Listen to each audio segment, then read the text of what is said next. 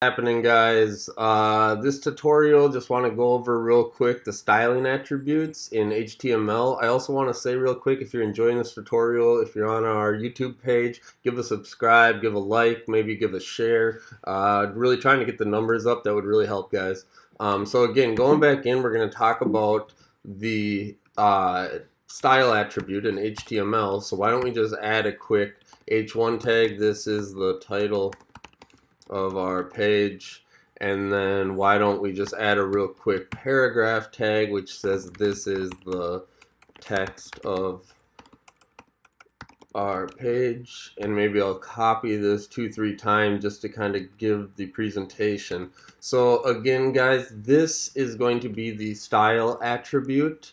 So going into our tag, this is one way to kind of give colors and backgrounds and font changes to HTML text. So why don't we just give it a color, and let's say we want it to be, well, white would be hard to see against that, but let's say red.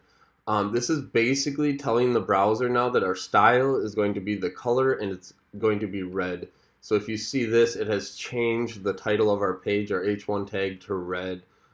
This is something you're going to come across a lot. Now, most professional developers will do the styling within the CSS, but again, this is an HTML tutorial. Just kind of want to show you how that works. So why don't we go style equals and quotes. We can go background color, and we can make it blue.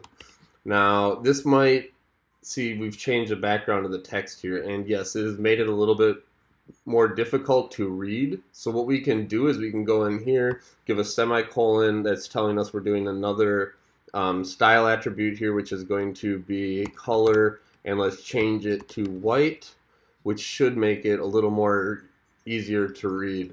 So yeah, that's basically the style attribute. You're going to be coming across it a lot in HTML, but I would say try to do most of your styling in your CSS sheets, because that is going to be the most professional way to do this, and it's just the easiest for future web developers to go in and update the CSS.